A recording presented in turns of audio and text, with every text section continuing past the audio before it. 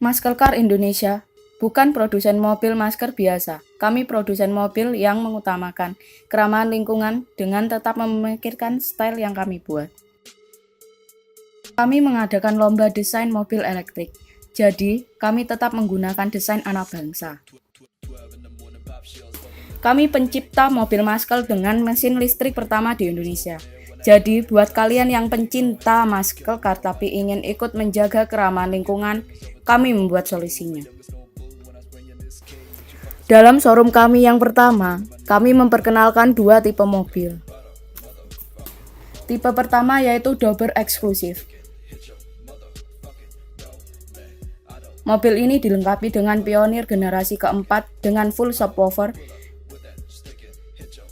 Dengan konsep masker two-door, mobil ini menggunakan mesin V8 elektrik, mampu meraih 0-60 dalam waktu 3 detik.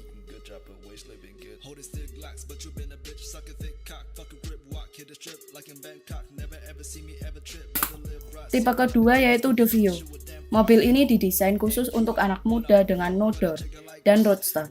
Sama dengan tipe pertama, mobil ini menggunakan mesin V8 elektrik.